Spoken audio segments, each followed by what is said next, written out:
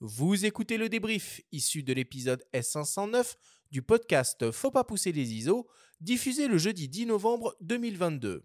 Cette émission est présentée par Sigma, fabricant indépendant d'objectifs et d'appareils photo 100% fabriqués au Japon.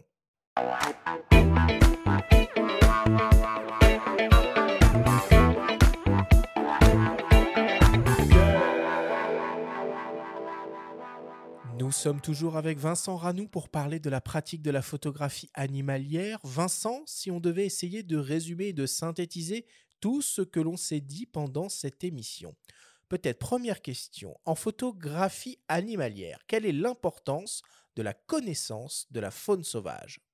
Bah, la connaissance de la faune sauvage est très importante. Dans un premier temps, ça nous permet de gagner, on va dire, énormément de temps et de savoir le comportement des animaux lorsqu'on est sur le terrain. Donc avoir une 1re connaissance, sur des grands basiques, c'est-à-dire des empreintes, qu'est-ce que mange tel animal ou autre, ça déjà, ça nous aide considérablement une fois qu'on est sur le terrain.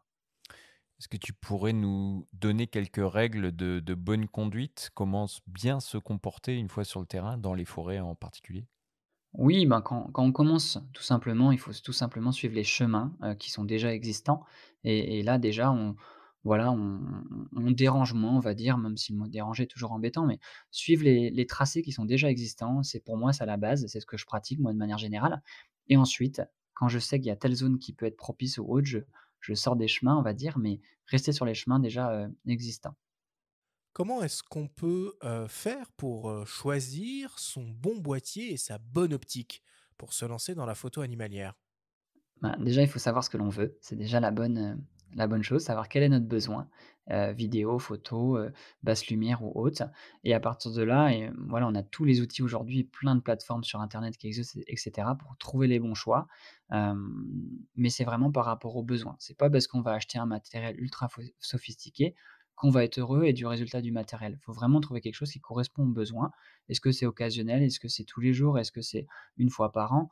Voilà, il faut réussir à répondre à ces questions et par rapport à là, on va se caler par rapport à un budget et par rapport à une technique de produit. Est-ce que tu aurais un exemple d'une configuration qui pourrait être intéressante? Oui, après, sans compter les différentes marques, parce que clairement toutes les marques aujourd'hui ont vraiment quelque chose à jouer par rapport à leur, on va dire à leur savoir-faire. Moi aujourd'hui je suis très attaché à Sigma, donc moi je dirais, voilà un 100-400 pour commencer, c'est déjà très, très bien. Et ensuite un boîtier voilà, pour de la photo, autant aller, sur du Sigma, après pour de la vidéo, je dirais, peut-être du Canon ou du Sony ou voilà ou du Nikon, hein, pour pas, voilà, pour dire un peu tout le monde.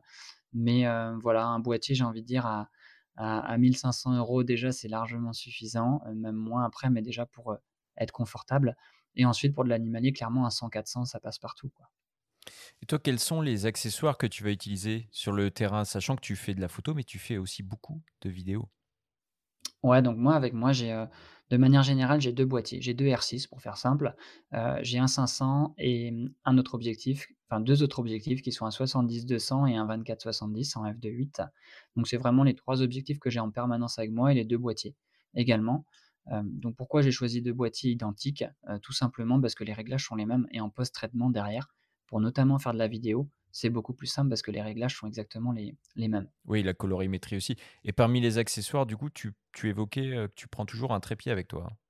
Ouais, en fait, mon 500 est toujours collé à mon trépied. Donc en fait, j'ai un trépied sur le dos avec, le 500, dessus. Donc en fait, je me balade avec un 500 sur le dos en permanence, prêt à l'emploi, on va dire. Et après dans le sac à dos, du coup, j'ai un R6 et 2 objectifs.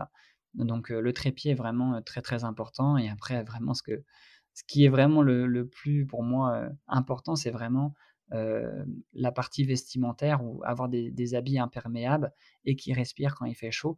Parce que, être agréable dans ses vêtements, c'est vraiment ce qu'il y a de mieux parce que on est dans un premier temps en forêt pour savourer le paysage et vraiment prendre du bon temps et être heureux, quoi. Vincent, c'est quoi la technique de l'affût? Donc la technique de l'affût, c'est de se poser tout simplement à un endroit précis, dans une petite cachette, heu, on va dire fait soit de manière, naturelle ou à l'aide d'une tente ou différents accessoires et on va dire qu'on rentre là dans une phase d'attente, de méditation, une phase contemplative, et on attend tout simplement que le sujet vienne à nous. Et par opposition, la technique de l'approche?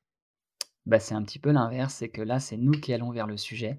Donc là, on doit se déplacer et on doit, chercher, on va dire, analyser, traquer et regarder, vraiment le moindre petit détail qu'il y a à 200-300 mètres devant nous pour identifier le petit mouvement qui nous permet du coup d'avancer, par rapport à cette trajectoire-là.